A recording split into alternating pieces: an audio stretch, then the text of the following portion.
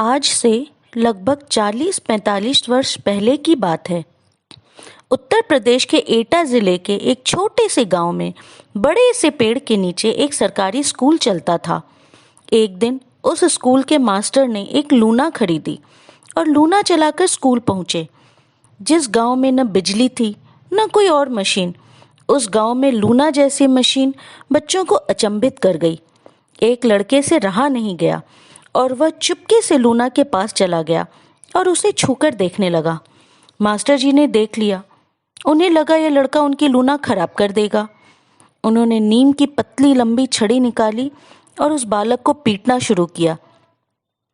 पर वह बालक भागा नहीं, बल्कि अपने मास्टर जी से कहा कि एक दिन मैं इससे भी बड़ी लूना खरीद कर दिखाऊंगा। और इस तरह एक सपने को पूरा करने की कहानी शुरू हो गई। मैं दर्शना बालेश्वर से आपको एक लड़के नवनीत सिकेरा की कहानी सुनाती हूँ। जब वह लड़का कुछ और बड़ा हुआ तो उसे एटा के एक हिंदी स्कूल से 10वीं की पढ़ाई करने भेजा गया। इसी तरह 12वीं की भी परीक्षा पास कर ली। आगे की पढ़ाई के लिए जिद कर दिल्ली चला गया। कई कॉलेजों के चक्कर लगाने के बाद दिल्ली के हंसराज कॉलेज में आवेदन कक्ष में गया और कहा बीएससी में दाखिले के लिए फॉर्म चाहिए। तब उस काउंटर के आवेदन पत्र देने की बजाय वह इंसान बाहर आया और उस लड़के से पूछा, तुम कहाँ से आए हो? उसने जवाब दिया, एटा से आया हूँ। तब उस इंसान ने अपनी जेब से 5 रुपए निकाले और उस लड़के को देते हुए कहा कि सामने वाले बस अड्डे में जाओ और एटा की बस पकड़ लो। यहाँ तुम्हारे जैसे लोगों को प्रवेश नहीं मिल सकता है। क्योंकि वह एक हिंदी मीडियम स्कूल का गांव का साधारण सा लड़का था। वह लड़का रोता हुआ वहां से निकल गया। कई कॉलेजों में घूमने के बाद भी जब दाखिला नहीं मिला, फिर भी उसे इस बात की जानकारी मिली कि 12वीं साइंस की परीक्षा पास कर आईआईटी की प्रतियोगिता परीक्षा में बैठ सकते हैं। तो उसने आईआईटी की तैयारी के लिए कुछ किताबें खरीदी और वापस अपने गांव लौट आया। यह कहानी है 21 अक्टूबर 1971 को एटा जिले के एक गांव के एक किसान यादव परिवार में जन्मे नवनीत सिकेरा की, जिन्होंने इस घटना के बाद बिना किसी कोचिंग के अपनी मेहनत के बल पर पहली ही कोशिश में आईआईटी की परीक्षा पास की और आईआईटी रुड़की से बीटेक की डिग्री हासिल की। आगे की एमटेक की पढ़ाई के लिए दिल्ली आईआईटी में दाखिला लिया।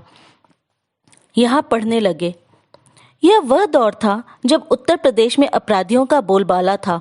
चोरी, लूट, डकैती, अपहरण इत्यादि आम बात थी। नवनीत के पिता को भी धमकी भरे कुछ फोन आ रहे थे। नवनीत इसकी शिकायत करने थाने गए, मगर वहां किसी ने इनकी बात नहीं सुनी और सहायता भी नहीं की। ये फिर अपमान से भर उठे। सोचा कि लापरवाह पुलिस वाले कैसे एक सम्मानित व्यक्ति का अपमान कर सकते हैं, और उसी दिन उन्होंने प्रण लिया कि अब वे पुलिस की नौकरी करेंगे और उनके जैसे असहाय लोगों की मदद करेंगे। उन्हें उसी समय एमटेक की पढ़ाई छोड़ दी और सिविल सर्विसेज की परीक्षा की लगन से तैयारी शुरू कर दी। वहां भी 1996 में पहली ही कोशिश में सिविल सर्विसेज की परीक्षा पास की। इनका रैंक इतना अच्छा था कि ये आराम से एक आईएएस ऑफिसर बन सकते थे, पर इन्होंने तो अपने पिता के अपमान का बदला लेना था, सो आईपीएस ऑफिसर बने। वह 32 वर्ष की उम्र में लखनऊ के सबसे युवा एसएसपी बने। उन्हें उत्तर प्रदेश का सुपर कॉप कहा जाता है। जिन लोगों से जबरन या मजबूर करके उनकी चीजें हथिया ली गई हों, वे ऐसे लोगों को न्याय दिलाने का भी कार्य करते हैं। उत्तर प्रदेश में आपराधिक गतिविधियों में रोकने में नवनीत सिकेरा का अहम योगदान है। उन्हें वहां इनकाउंटर स्पेशलिस्ट भी कहा जाता है। वर्तमान में वो लखनऊ के आईजी पद पर कार्यरत हैं। इसके अलावा नवनीत एक motivational speaker, corporate mentor, growth hacker, women empowerment practitioner और पॉलिसी डिजाइनिंग विशेषज्ञ भी हैं। वह ट्विटर पर युवाओं को प्रेरित करने के लिए कुछ टिप्स भी शेयर करते हैं, जिससे हजारों युवक सफलता के मार्ग पर प्रेरित होते हैं। वो कहते हैं, टैलेंट नाम की कोई चीज ही नहीं होती है। अगर आप में किसी काम को करने का जोश है तो टैलेंट आपके पीछे चल कर आएगा।